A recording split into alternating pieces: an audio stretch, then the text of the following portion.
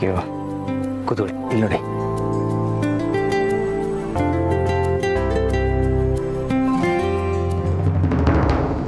ಶಾರೂರಿ, ಏನಾಯ್ತು? ಯಾಕಿಷ್ಟು ಗಾಬರಿಯಾಗಿ ಬರ್ತಾ ಇದೆಯಾ? ಸಲ್ದ್ಯಾ, ಹಾಗಿದ್ರೆ ಆಡಿಯೋ ಇವ್ರು ಯಾರಿಗೂ ಬಂದಿಲ್ಲ. ಕೂತ್ಕೋ. ಏನಾಯ್ತು? ಆರಾಮಾಗಿದೆಯಾ ತಾನೆ? ತುಳಸಿಯವರೇ, ಸ್ವಲ್ಪ ನೀರು ತರ್ತೀರಾ?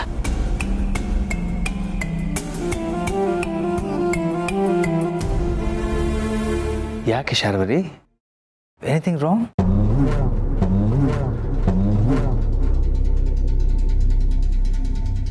ಅದು ಈಗಲೇ ಆತಂಕ ಪಟ್ಟರೆ ಹೇಗೆ? ಇನ್ನು ಮುಂದೆ ನೋಡೋದು ತುಂಬ ಇದೆ.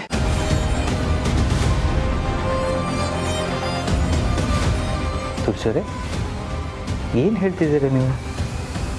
ಶಾರ್ವರಿ ಗಾಬರಿ ಆಗಿರೋದ್ರ ಬಗ್ಗೆ ಹೇಳ್ತಾ ಇದ್ದೀನಿ. ಈಗಷ್ಟೇ ಮಗಳ ಮದುವೆ ಮಾಡಿದ್ದಾರೆ. ಮಗಳನ್ನ ಬಿಟ್ಟಿರೋದು ತುಂಬ ಕಷ್ಟ ಆಗ್ತಾ ಇರಬೇಕು. ಕನಸಲ್ಲೆಲ್ಲ ಮಗಳೇ ಬರ್ತಾ ಇರ್ತಾಳೆ. ಮಗಳ ಬಗ್ಗೆ ಯೋಚನೆ ಮಾಡಿ ಮಾಡಿ ಈ ರೀತಿ ಆಗಿರ್ತಾರೆ. ಓಹ್, ಹಾಗ? ಮತ್ತೆ ಮುಂದೆ ನೋಡೋದು ತುಂಬ ಇದೆ ಅಂದ್ರಿ? ಹೌದಲ್ವಾ ಮಾಧವ್ ಅವರೇ? ಮಗಳನ್ನ ಮದುವೆ ಮಾಡಿಕೊಟ್ಟ ತಕ್ಷಣ ಮುಗೀತಾ? ಅವಳನ್ನ ಕರೆಯೋದು, ಕಳಿಸೋದು ಎಲ್ಲ ಇರುತ್ತೆ.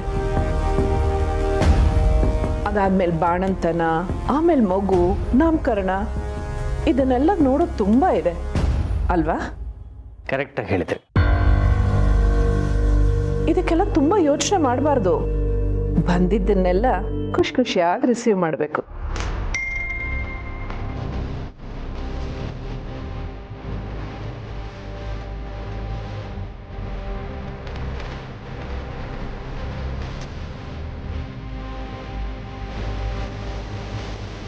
ಶಾರ್ವರಿ, ನೀನು ಯಾಕೋ ತುಂಬ ಡಿಸ್ಟರ್ಬ್ ಆಗಿದೆಯಾ ಅನಿಸ್ತಿದೆ. ಅಭಿ ಹೇಳಿದ ಮಾತುಗಳನ್ನು ಮನಸ್ಸಿಗೆ ಹಚ್ಕೊಂಡಿದ್ಯಾ? ಏನು ಮಾಡಲಿ ಬಾವ, ಮಕ್ಕಳಿಗೆ ನಾನು ಪ್ರಾಣಕ್ಕಿಂತ ಹೆಚ್ಚಾಗಿ ಪ್ರೀತಿ ತೋರಿಸ್ತಿದ್ದೆ. ಆದರೆ ಈಗ ಮಕ್ಕಳೇ ನನ್ನ ಬಗ್ಗೆ ತಪ್ಪು ತಿಳ್ಕೊಂಡು ನನ್ನ ಜೊತೆ ಮಾತಾಡೋದನ್ನೇ ಬಿಟ್ಬಿಟ್ರೆ ಮನ್ಸಿಗೆ ದುಃಖ ಆಗುತ್ತೆ. ನನಗೆ ಅರ್ಥ ಆಗುತ್ತೆ. ಯೋಚನೆ ಮಾಡಬೇಡ. ಅಭಿ ಇನ್ನೂ ಚಿಕ್ಕವನು, ಅವನಿಗೆ ಸ್ವಲ್ಪ ತಾಳ್ಮೆ ಕಮ್ಮಿ. ಸರಿ ತಪ್ಪುಗಳ ವಿವೇಕ ಅವನಿಗಿನ್ನೂ ಇಲ್ಲ. ಇವತ್ತೆಲ್ಲ ನಾಳೆ ಎಲ್ಲ ಸರಿ ಹೋಗುತ್ತೆ. ನೀನು ಏನು ಅನ್ನೋದು ಅವನಿಗೆ ಅರ್ಥ ಆಗುತ್ತೆ.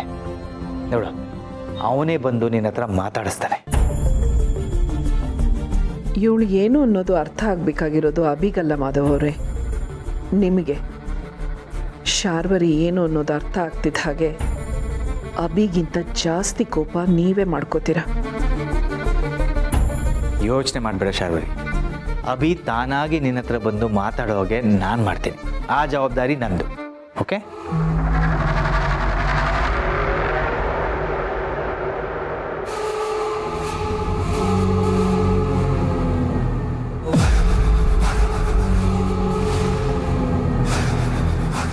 ಇದು ಶಾರ್ವರಿ ಅಂದ್ರೆ. ನಾನು ಹೇಳಲಿಲ್ವಾ, ನಿನ್ನ ಮಗ ಬಂದು ನನ್ನ ಕಾಲು ಹಿಡಿದು ತಪ್ಪಾಯ್ತು ಅಂತ ಕೇಳ್ಕೊತಾನೆ ಅಂತ. ಆ ಕೆಲಸನ ನಿನ್ನ ಗಂಡನೇ ಮಾಡಿಸ್ತಾನೆ.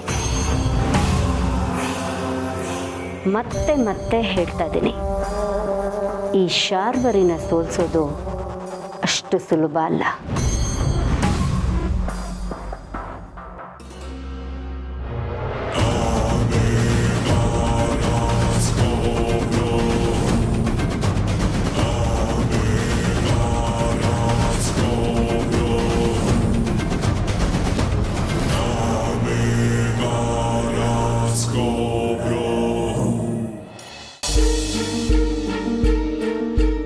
ಸರ್, ನೀವು ಮನೆಗೆ ಬರೋದು ಬೇಡ ಸರ್, ಇಲ್ಲೇ ಎಲ್ಲಾದರೂ ಇರ್ರಿ. ನಾನು ಹೋಗಿ ಫೋನ್ ತೊಗೊಂಡು ಬರ್ತೀನಿ ಸರ್. ಏಕೆ? ನಾನು ಬಂದರೆ ಏನಾಗುತ್ತೆ? ದಯವಿಟ್ಟು ಬೇಡ ಸರ್. ಈಗಾಗಲೇ ಪೊಲೀಸ್ ಅವರು ನಿಮ್ಮ ಮನೆಯವರೆಲ್ಲ ನಮ್ಮ ಮನೆಗೆ ಬಂದು ವಿಚಾರಿಸಿರೋದಕ್ಕೆ ನಮ್ಮ ಮನೆಯವರೆಲ್ಲ ಹೆದರ್ಕೊಂಡಿದ್ದಾರೆ ಸರ್. ಮತ್ತೀಗ ನೀವು ಬಂದರೆ ನಮ್ಮ ಮನೆಯವ್ರು ಹೆದರ್ಕೊಳ್ತಾರೆ ಸರ್. ನೀವು ಇಲ್ಲೇ ಎಲ್ಲಾದರೂ ಇರ್ರಿ ಸರ್. ಏನು ತಪ್ಪಿಸ್ಕೊಂಡು ಹೋಗೋ ಪ್ಲ್ಯಾನ್ ಮಾಡಿದ್ಯಾ? ಇಲ್ಲ ಸರ್, ನನ್ನ ಮೇಲೆ ನಂಬಿಕೆ ಇಡಿ. ನಾನು ಖಂಡಿತ ಫೋನ್ ತೊಗೊಂಡು ಬರ್ತೀನಿ ಸರ್. ನೀವಿಲ್ಲೇ ಎಲ್ಲಾದರೂ ನಿಂತು ನೋಡ್ತಾ ಇರ್ರಿ. ಸರಿ, ನಾನು ನಿನ್ನ ನಂಬ್ತೀನಿ. ಹೋಗ್ಬಾ, ಮೇಲೆ ಸರಿ, ಬರ್ತೀನಿ ಸರ್.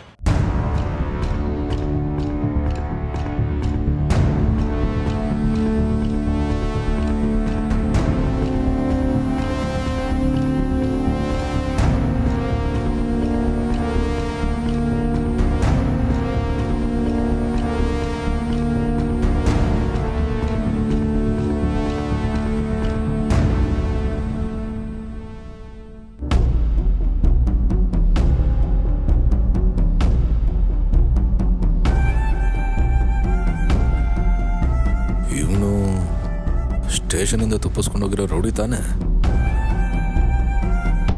ಹೌದು, ಅದು ಇವನೇ.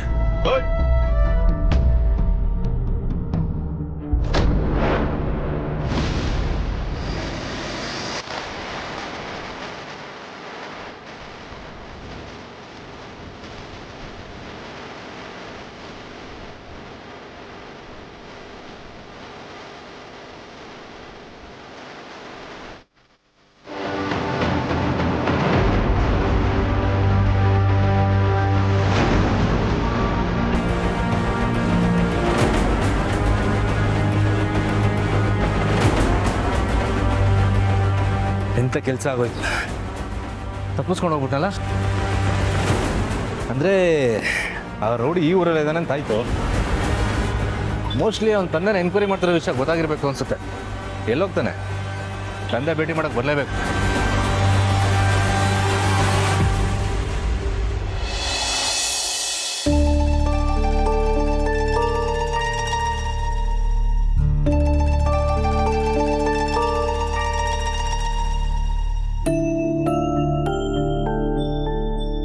ನೋಡಿದ್ಯಾ ಬ್ರೋ, ಪ್ರತಿ ವರ್ಷದ ರೆಕಾರ್ಡ್ಸಲ್ಲಿ ನಮ್ಮ ಕಂಪ್ನಿಗೆ ಕೋಟಿ ಲಾಸ್ ಆಗಿದೆ.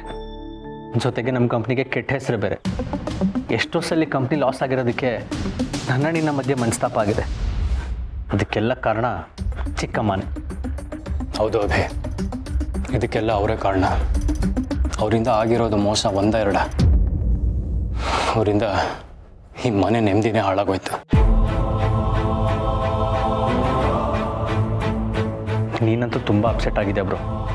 ಇದನ್ನು ಸಹಿಸ್ಕೊಳ್ತು ತುಂಬ ಕಷ್ಟ. ಈಗಿಂದೀಗಲೇ ಫೈಲ್ಸ್ನೆಲ್ಲ ತೊಗೊಂಡು ಹೋಗಿ ಎಲ್ಲ ಸತ್ಯ ಹೇಳ್ಬಿಡ್ಬೇಕು ಅನ್ಸುತ್ತೆ. ಆದರೆ ಅಮ್ಮ ಹೇಳಿದ್ದು ನಿಜಾನೇ. ನಾವು ಏನೇ ಹೇಳಿದ್ರು ಡ್ಯಾಡ್ ಒಪ್ಪೋ ಪರಿಸ್ಥಿತಿಲಿಲ್ಲ. ಅವ್ರನ್ನ ಒಪ್ಪಿಸ್ಬೇಕು ಅಂದರೆ ನಾವು ಸರಿಯಾಗಿ ಏನಾದರೂ ಪ್ಲ್ಯಾನ್ ಮಾಡಲೇಬೇಕು.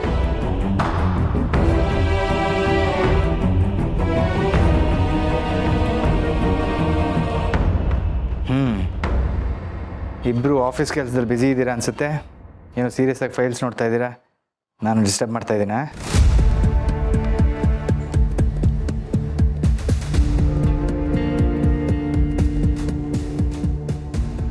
ಯಾಕರು ಹೀಗಿದ್ದೀರಾ? ನೀವು ಬಿಸ್ನೆಸ್ ಬಗ್ಗೆ ತುಂಬ ತಲೆ ಕೆಡಿಸ್ಕೊತಾ ಇದ್ದೀರಾ. ಈಗ ನಮ್ಮ ಕಂಪನಿ ಚೆನ್ನಾಗಿ ನಡೀತಾ ಇದೆಯಲ್ಲ, ಒಳ್ಳೊಳ್ಳೆ ಪ್ರಾಜೆಕ್ಟ್ಸ್ ಬರ್ತಾ ಇದೆ. EPL ಕಂಪನಿ ಟೆಂಡರ್ ಕೂಡ ಸಿಕ್ಕಿದೆ. ಹೀಗಿರ್ಬೇಕಾದ್ರೆ ಖುಷಿಯಾಗಿರಬೇಕು. ಈ ಥರ ಡಲ್ಲಾಗಿ ಹಾಕಿದ್ದೀರಾ? ಎಂಥ ಇನ್ನೋಸೆಂಟ್ ಅಪ್ಪ ನೀವು. ಚಿಕ್ಕಮ್ಮನ ಎಷ್ಟೆಲ್ಲ ನಂಬಿದ್ದೀರ. ಒಂದು ವೇಳೆ ಅವ್ರು ಮಾಡಿರೋ ತಪ್ಪುಗಳೆಲ್ಲ ನಿಮಗೆ ಗೊತ್ತಾದರೆ ನೀವು ಎಷ್ಟು ನೊಂದ್ಕೋತಿರೋ ಏನೋ. ಯಾಕೋ, ಏನಾಯ್ತು ಅವಿ? ಏನಿಲ್ಲಪ್ಪ, ಹಾಗೆ ಸುಮ್ಮನೆ. ಈ ಕಂಪ್ನಿಗೋಸ್ಕರ ನೀವು ಎಷ್ಟೆಲ್ಲ ಕಷ್ಟಪಟ್ಟು ದುಡ್ದಿದ್ದೀರ ಅನ್ನೋದು ನೆನಪಾಯ್ತು. ಈ ಕಂಪ್ನಿ ಕಟ್ಟೋದಕ್ಕೆ ನೀವಾಗಲಿ ಚಿಕ್ಕಪ್ಪ ಆಗಲಿ ಎಷ್ಟು ಶ್ರಮ ಪಟ್ಟಿದ್ದೀರ. ಆ ಶ್ರಮನ ನಾವು ಉಳಿಸ್ಕೋತೀವಪ್ಪ. ನೋಡಿ, ಈ ಕಂಪನಿಗೋಸ್ಕರ ನಾನು ಮತ್ತು ಮಹೇಶ ಮಾತ್ರ ಶ್ರಮ ಪಟ್ಟಿರೋದಲ್ಲ, ಶಾರ್ವರಿ ಕೂಡ ಅಷ್ಟೇ ಶ್ರಮ ಪಟ್ಟಿದ್ದಾಳೆ, ಕಷ್ಟಪಟ್ಟಿದ್ದಾಳೆ. ಈ ಕಂಪನಿ ಮುಳುಗೋಗುತ್ತೇನೋ ಅನ್ನೋ ಸಂದರ್ಭ ಬಂದಾಗೆಲ್ಲ ಶಾರ್ವರಿ ಅದನ್ನು ಕಾಪಾಡಿದ್ದಾಳೆ. ಇಲ್ಲ ಡ್ಯಾಡ್, ಶಾರ್ವರಿ ಚಿಕ್ಕಮ್ಮ ಈ ಕಂಪ್ನಿನ ಮುಳುಗ್ಸೋಕ್ಕೆ ಅಂತಲೇ ನೋಡಿದ್ದಾರೆ. ಆದರೆ ಕಂಪ್ನಿನ ಕಾಪಾಡ್ಕೊಂಡಿರೋದು ನೀವು ಮತ್ತು ನಿಮ್ಮ ಕಾನ್ಫಿಡೆನ್ಸು. ಕಂಪ್ನಿಲಾಗಲಿ ಮನೇಲಾಗಲಿ ವಾತಾವರಣ ಚೆನ್ನಾಗಿರಬೇಕು.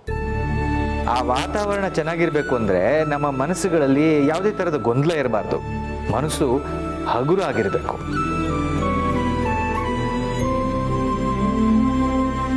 ಅಭಿ, ನೀನು ಶಾರ್ವರಿ ಹತ್ರ ಆ ರೀತಿ ಮಾತಾಡಿದ್ದಕ್ಕೆ ಅವಳು ತುಂಬ ನೊಂದ್ಕೊಂಡಿದ್ದಾಳೆ.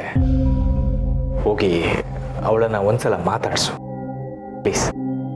ಇದನ್ನ ನನ್ನ ರಿಕ್ವೆಸ್ಟ್ ಅಂತ ತಿಳ್ಕೊ.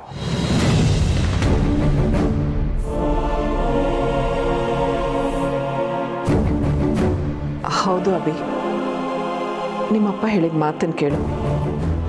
ನೀನು ಹೋಗಿ ಶಾರ್ವರಿನ ಮಾತಾಡಿಸು. ಸರಿ ಆಯಿತು, ನಾನು ಮಾತಾಡಿಸ್ತೀನಿ. ಥ್ಯಾಂಕ್ಸ್ ಅಭಿ, ಈಗ ನನಗೆ ಸಮಾಧಾನ ಆಯಿತು. ನೋಡು, ಮನೆ ಅಂದಮೇಲೆ ಒಂದು ಮಾತು ಬರುತ್ತೆ, ಒಂದು ಮಾತು ಹೋಗುತ್ತೆ. ಅದನ್ನೇ ಮನಸ್ಸಲ್ಲಿ ಇಟ್ಕೊಂಡು ದೊಡ್ಡದು ಮಾಡಬಾರ್ದು. Very good. ನನ್ನ ಮಗ ನನ್ನ ಮಾತಿಗೆ ಗೌರವ ಕೊಡ್ತಾ ಇದ್ದಾನೆ ಅಂತ ತುಂಬ ಖುಷಿ ಆಗ್ತಾ ಇದೆ. I am really happy.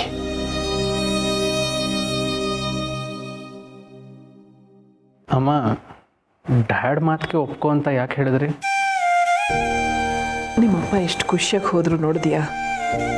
ಆ ಖುಷಿಗೋಸ್ಕರ ಅವ್ರ ನಗುಗೋಸ್ಕರ ಒಪ್ಕೊಂಡೆ. ನಾವು ಅಂದ್ಕೊಂಡಿದ್ದು ಸಾಧಿಸ್ಬೇಕು ಅಂದರೆ ಇದೇ ನಮ್ಮ ಮೊದಲೇ ಹೆಜ್ಜೆ ಆಗಬೇಕು. ಅಂದರೆ ನಿಮ್ಮ ಮಾತು ನಮ್ಗೆ ಅರ್ಥ ಆಗಿಲ್ಲ ಅಮ್ಮ. ಅಂದರೆ ನೀವು ಶಾರ್ವರಿ ಹತ್ರ ಚೆನ್ನಾಗಿರೋ ಹಾಗೆ ತೋರಿಸ್ಕೋಬೇಕು.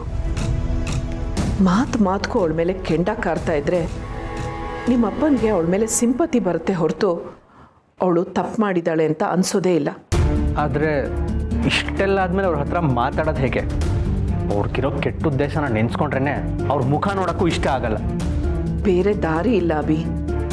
ಶಾರ್ವರಿ ಹೇಗೆ ನಾಟಕ ಮಾಡಿ ಎಲ್ಲರ ನಂಬಿಕೆನೂ ಸಂಪಾದನೆ ಮಾಡಿದಾಳೋ, ನೀವು ಹಾಗೇನೆ ಶಾರ್ವರಿ ಜೊತೆ ಚೆನ್ನಾಗಿರೋ ಹಾಗೆ ನಾಟಕ ಮಾಡಿ ನಿಮ್ಮಪ್ಪನ ನಂಬಿಕೆನ ಸಂಪಾದನೆ ಮಾಡಬೇಕು. ಶಾರ್ವರಿ ಮಾತಿಗಿಂತ ನಿಮ್ಮ ಮಾತನ್ನ ನಿಮ್ಮಪ್ಪ ನಂಬೋ ಹಾಗೆ ಮಾಡಬೇಕು. ಅದೇ ನಿಮ್ಮ ಮುಂದಿನ ಗುರಿ.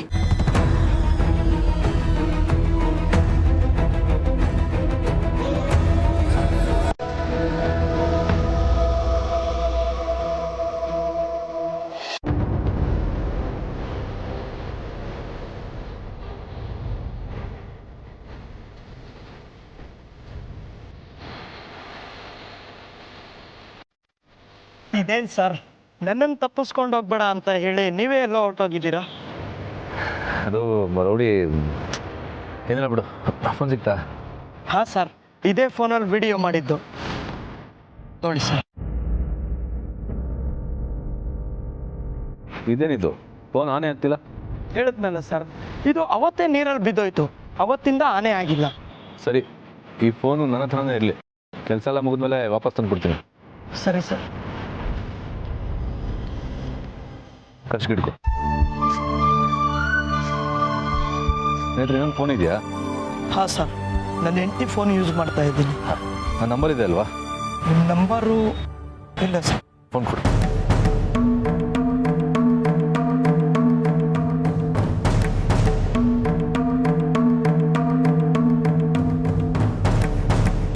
ಇದರಲ್ಲಿ ನನ್ನ ನಂಬರ್ ಸೇವ್ ಮಾಡಿದ್ದೀನಿ. ಏನೇ ಇದ್ರೂ ಕಾಲ್ ಮಾಡು. ಹುಷಾರಾಗಿರು. ಹಾಗಾದರೆ ನನ್ನನ್ನು ಬಿಟ್ಬಿಡ್ತೀರಾ ಸರ್? ನೀನೇನು ಕ್ರಿಮಿನಲ್ಲ ಹಿಡಿದಿಟ್ಕೊಳ್ಳೋಕ್ಕೆ. ಇಷ್ಟೆಲ್ಲ ಸತ್ಯ ಹೇಳಿ ಸಹಾಯ ಮಾಡಿದ್ಯಾ. ಈ ಫೋನ್ ಕೊಟ್ಟು ಒಂದು ಸಾವಿಗೆ ನ್ಯಾಯ ಕೊಡಿಸ್ತಿದ್ಯಾ. ನಿನಗೇನು ತೊಂದರೆ ಕೊಡೋಕ್ಕಾಗತ್ತಾ? ನೀನು ಆರಾಮಾಗಿರು.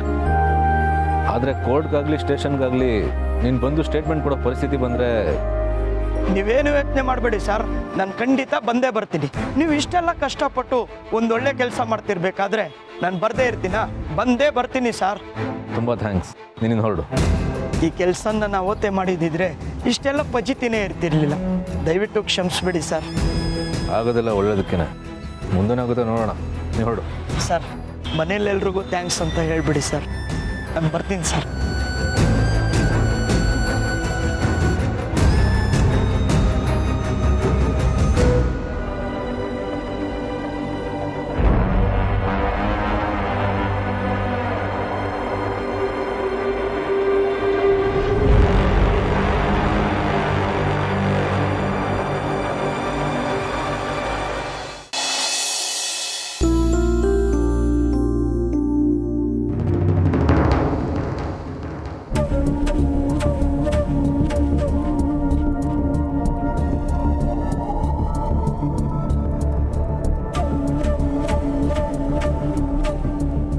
ಇನ್ನೂ ಈ ಚಿಕ್ಕಮ್ಮನ ಮೇಲೆ ಕೋಪ ಹೋಗಿಲ್ವಾ ನಿನಗೆ?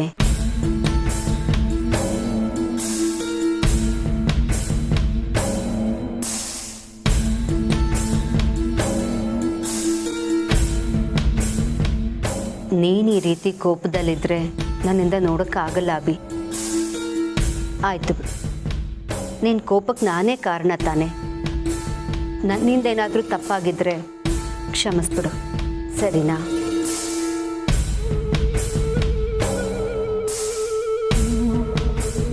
ಲೋ ಅಭಿ, ಇವಳು ಡ್ರಾಮಾ ನೋಡಕ್ ಆಗ್ತಿಲ್ಲ ಕಣೋ.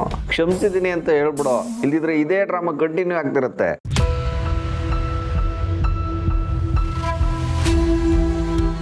ನನ್ನ ಮಗನ ಮುಂದೆ ನಾನು ಯಾಕೆ ಡ್ರಾಮಾ ಮಾಡಲಿ? ನನ್ನ ಮಗನ ಮೇಲೆ ನನಗಿರೋದು ನಿಜವಾದ ಪ್ರೀತಿ. ನನ್ನ ಪ್ರೀತಿಗೆ ನನ್ನ ಮಕ್ಕಳು ಬೆಲೆ ಕೊಡ್ತಾರೆ ಅಂತ ನನಗೆ ಗೊತ್ತು. ಎಲ್ಲಿ ಅಭಿ, ಈ ಅಮ್ಮನಿಂದ ಒಂದೇ ಒಂದು ಕೈ ತುತ್ತು ತಿನ್ನು.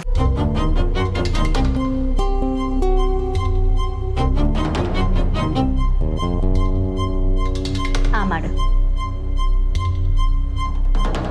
ಅಭಿ, ಶಾರ್ವರಿ ಅಷ್ಟು ಪ್ರೀತಿಯಿಂದ ತಿನ್ಸೋಕೆ ಬಂದಿದ್ದಾಳೆ. ಚಿಕ್ಕವರಿದ್ದಾಗಿಂದನೂ ಅವಳು ಕೈ ತುತ್ತು ಕೊಟ್ಟು ಬೆಳೆಸ್ದವಳು. ಅವಳು ಅಷ್ಟು ಪ್ರೀತಿಯಿಂದ ತಿನ್ನಿಸುವಾಗ ಬೇಡ ಅಂತ ಹೇಳ್ತಾರಾ? ಕೈ ತುತ್ತು ಕೊಡ್ತಿರ್ಬೋದು ಡ್ಯಾಡ್, ಆದರೆ ಅವ್ರು ಕೊಡ್ತಿರೋದು ವಿಷ ಅಂತ ನಮ್ಗೆ ಈಗಲೇ ಗೊತ್ತಾಗಿದ್ದು. ಹಠ ಮಾಡಬೇಡ ಅಭಿ, ಹಠ ಮಾಡಿ ಎಲ್ಲರ ಮನಸ್ಸನ್ನು ಬೇಜಾರು ಮಾಡಬೇಡ. ತಿನ್ನು.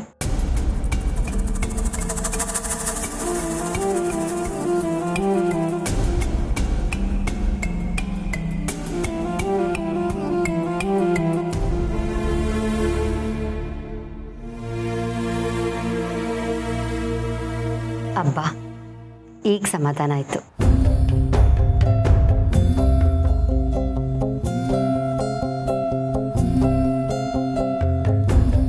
ಅವಿ, ನೀನು ಯಾಕೆ ಡಲ್ ಆಗಿದೆಯಾ?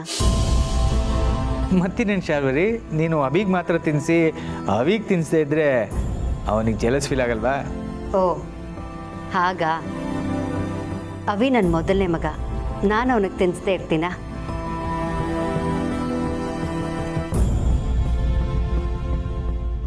ಎಲ್ಲಿ ಅವಿ, ಮಾಡು.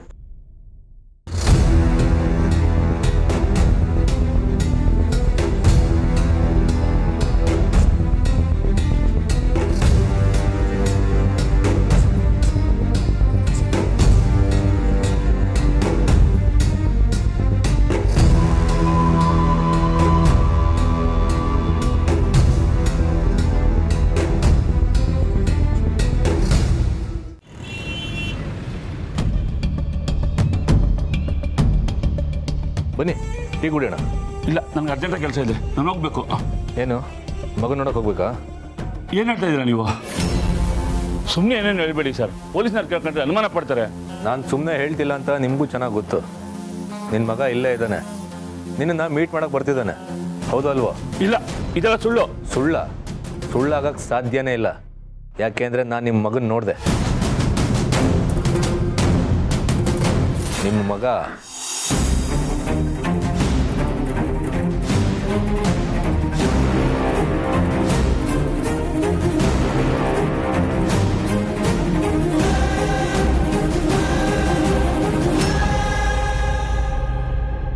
ನಾನಿನ್ನೂ ಈ ವಿಷಯನ ಪೊಲೀಸ್ನವ್ರಿಗೆ ಹೇಳಿಲ್ಲ. ಹೇಳಿದ್ರೆ ಏನಾಗುತ್ತೆ ಗೊತ್ತಾ? ಇದೇ ರೀತಿ ಪೊಲೀಸ್ನವರಿಂದ ತಪ್ಪಿಸ್ಕೊಂಡು ಓಡಾಡ್ತಿದ್ರೆ ಪೊಲೀಸ್ನವರು ಎನ್ಕೌಂಟರ್ ಮಾಡಿ ಬಿಸಾಕ್ತಾರೆ. ಅಯ್ಯೋ, ಆಗ ಮಾತ್ರ ಮಾಡಬೇಡಿ ಸರ್. ಸರ್, ಅವ್ನು ಇದೇ ಊರಲ್ಲಿರೋ ಸತ್ಯ ಸರ್, ಆದರೆ ಅವ್ನು ಎಲ್ಲಿದ್ದಾನೆ ಅಂತ ಗೊತ್ತಿಲ್ಲ. ನನ್ನ ಭೇಟಿ ಮಾಡೋಕ್ಕೆ ಬರ್ತೀನಿ ಅಂತ ಹೇಳಿದ್ದ, ಆದರೆ ಅದು ಬಿಟ್ಟರೆ ಏನೂ ಹೇಳಿಲ್ಲ ಸರ್ ನನಗೆ. ಎನ್ಕ್ವೈರಿ ಟೈಮಲ್ಲಿ ಪೊಲೀಸ್ನವ್ರ ಹತ್ರ ನೀವು ಏನು ಹೇಳ್ತಾ ಇದ್ರಿ? ಈ ಆಕ್ಸಿಡೆಂಟ್ಗೂ ನಿಮ್ಮ ಮಗನಿಗೂ ಯಾವುದೇ ಸಂಬಂಧ ಇಲ್ಲ ಅಂತ ಹೇಳ್ತಿದ್ರಿ. ಆಕ್ಸಿಡೆಂಟ್ ನಡೆದಾಗ ನಿಮ್ಮ ಮಗ ಚಿಕ್ಕವನ ಹತ್ರ ಮಾತಾಡ್ತಾ ಇದ್ರಲ್ಲ. ಅದು ಈಗ ಏನು ಹೇಳಿ, ಶಾರ್ವರಿ ಬಗ್ಗೆ ಎಲ್ಲ ಹೇಳ್ಬಿಡ್ಲಾ? ಇಲ್ಲ, ನಾನೇನಾದರೂ ಹೇಳಿದ್ರೆ ಅವಳ ಕಡೆಯಿಂದ ತೊಂದರೆ ಆಗುತ್ತೆ, ಇಲ್ಲೂ ರಾದ್ದಾಂತಗಳಾಗುತ್ತೆ. ಏನು ಯೋಚನೆ ಮಾಡ್ತಿದ್ದೀರಾ? ನಿಜ ಹೇಳಿ, ನೀವು ಯಾವ ಆಕ್ಸಿಡೆಂಟ್ ಬಗ್ಗೆ ಮಾತಾಡಿದ್ರಿ? ಆ ಆಕ್ಸಿಡೆಂಟ್ಗೂ ನಿಮ್ಮ ಮಗನಿಗೂ ಸಂಬಂಧ ಇಲ್ಲ ಅಂತ ಹೇಗೆ ಹೇಳ್ತೀರಾ? ಅವನೇನೋ ಚಿಕ್ಕವನ ಹತ್ರ ಮಾತಾಡ್ತಿದ್ರಿ. ಯಾಕೆ ನೀವು ಆಡೋ ಮಾತುಗಳಲ್ಲಿ ಒಂದಕ್ಕೊಂದು ಸಂಬಂಧನೇ ಇರಲಿಲ್ಲ. ಸರಿಯಾಗಿ ಹೇಳಿ, ಆಕ್ಸಿಡೆಂಟ್ಗೂ ನಿಮ್ಮ ಮಗನಿಗೂ ಸಂಬಂಧ ಇಲ್ವಾ? ಇಲ್ಲ, ಅವನಿಗೆ ಆಕ್ಸಿಡೆಂಟ್ ಬಗ್ಗೆ ಗೊತ್ತೇ ಇಲ್ಲ, ಅವನಿಗೆ ಇದಕ್ಕೂ ಸಂಬಂಧನೇ ಇಲ್ಲ. ನೀವು ಸುಮ್ಮನೆ ಏನೇನು ಹೇಳಿ ನಾನು ದಾರಿ ತಪ್ಪಿಸ್ತಾ ಇದ್ದೀರಾ. ನನಗೆ ಗೊತ್ತಿದ್ದೀನಿ, ನಾನು ಹೇಳಿದ್ದೀನಿ. ನನ್ನ ಮಗ ಇಲ್ಲಿದ್ದಾನೆ ಅಂತ ಬಿಟ್ಟರೆ ಅವನ ಬಗ್ಗೆ ನನಗಿನ್ನೇನೂ ಗೊತ್ತಿಲ್ಲ. ದಯವಿಟ್ಟು ನಾನು ಬಿಟ್ಬಿಡಿ, ನಾನು ಹೋಗ್ತೀನಿ.